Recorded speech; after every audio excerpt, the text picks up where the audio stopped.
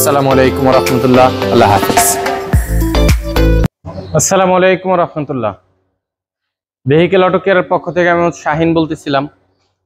আর আমার সঙ্গে আজকে আছে হলো টয়োটা নোহা 2014 মডেলের গাড়ি, হাইব্রিড এডিশনের গাড়ি।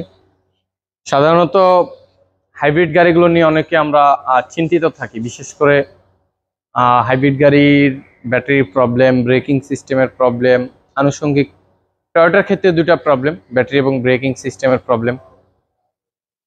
হুন্ডা ভিজেলের ক্ষেত্রে গিয়ার বক্সের প্রবলেম, ব্রেকের প্রবলেমটা খুব কম আসে। নিশান এক্সটেলের ক্ষেত্রে গিয়ার বক্স, ব্রেকের প্রবলেম। তারপরে হলো আপনার বর্তমান লেটেস্ট গাড়ি যেগুলো আসতেছে, ব্রেকের প্রবলেম, কিছু না কিছু প্রবলেম থাকতেছে। আচ্ছা, তো আজকের যে গাড়িটা হলো আমাদের কাছে আছে হলো টয়োটা নোহা 2014 মডেলের গাড়ি।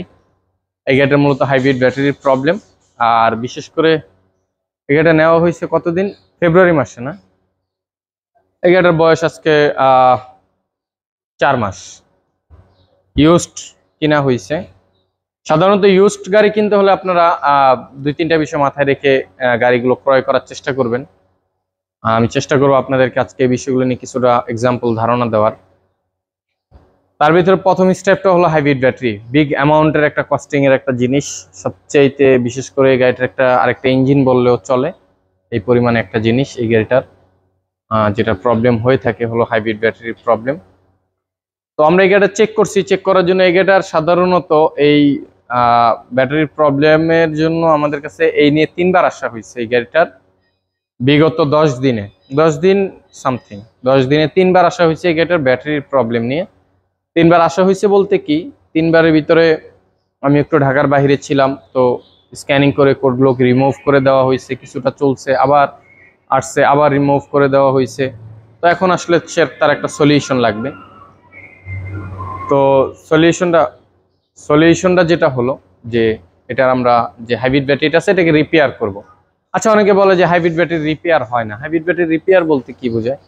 সাধারণত এটা প্যাক রিপেয়ার হবে। প্যাক রিপেয়ারের বিষয়টা হয় এরকম, এটাতে ইন্ডিভিজুয়ালি 28টা সেল থাকে, 28টা সেল আছে, তার ভিতরে এটা 10টা সেল খারাপ আছে। তো আমরা এই 10টা সেল চেঞ্জ করবো, এটাকে বলা হয় হাইব্রিড ব্যাটারি প্যাক রিপেয়ার। আর যেটা সাধারণত ইন্ডিভিজুয়ালি সেল রিপেয়ার হয় না। আমি আপনাদেরকে দেখাই। সাধারণত আমার এখানে পুরাতন কিছু সেল আছে, পুরাতন বলতে এগুলো চেঞ্জ করা। আচ্ছা, এটার বিষয়টা ভিন্ন। তো এই হলো মূলত এই গাড়িগুলোর এই hybrid battery cell, individually cell যেটা আপনারা দেখতেছেন, এটা হলো হাইব্রিড ব্যাটারি ইন্ডিভিজুয়ালি সেল। তো সাধারণত এই সেলগুলো যখন আপনার খারাপ হয়, তার ভিতরে কিভাবে খারাপ হয় আমি আপনাকে বলি। এটার এই যে 2টা সেল আমি এখানে অ্যাটাচ করলাম, এই 2টা সেলে হলো একটা ব্লক। গাড়িতে সাধারণত ব্লক হয়।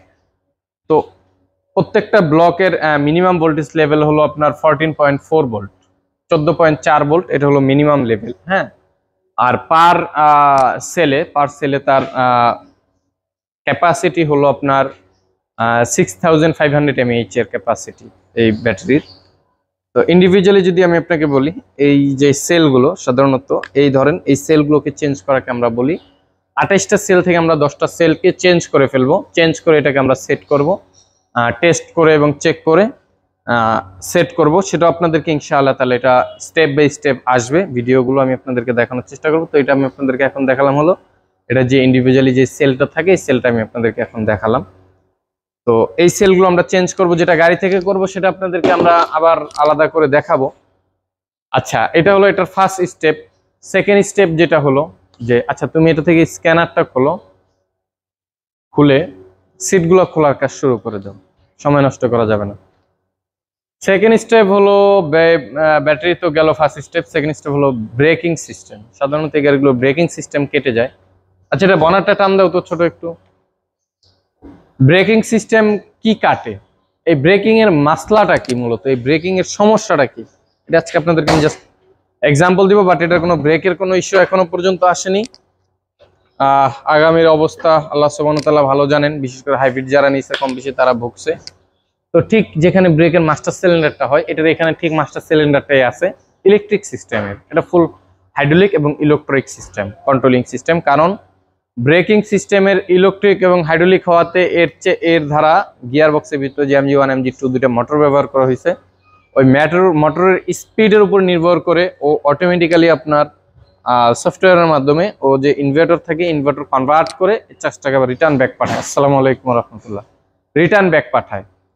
তো এই হলো এটার ব্রেকিং সিস্টেমটা খুব সেন্সিটিভ করছে।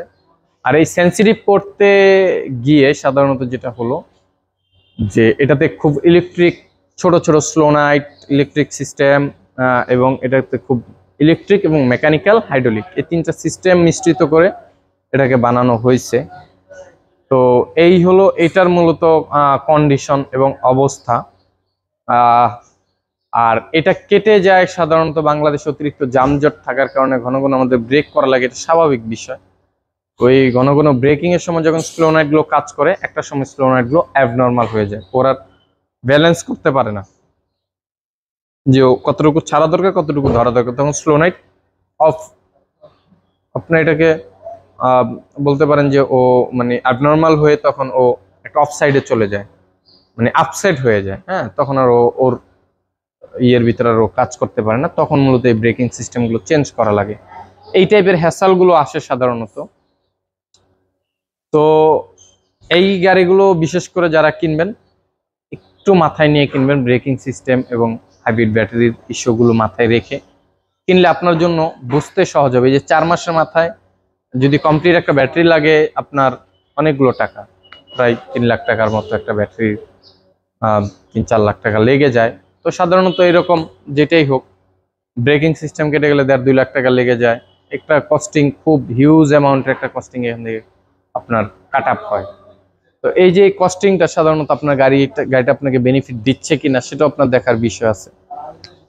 তো যাই হোক, অনেকগুলো বিষয় আপনাদের সাথে শেয়ার করার চেষ্টা করলাম। ইনশাআল্লাহ তাআলা সামনে আরো হবে, হয়তোবা হাইব্রিড ব্যাটারিটা খোলা হলে আপনাদেরকে আরো দেখানোর চেষ্টা করবো ইনশাআল্লাহ তাআলা। ওই পর্যন্ত সকলে ভালো থাকবেন, সুস্থ থাকবেন, সকলের জন্য দোয়া রাখবেন এই কামনাই রইল। আসসালামু আলাইকুম ওয়া রাহমাতুল্লাহ। আল্লাহ হাফেজ।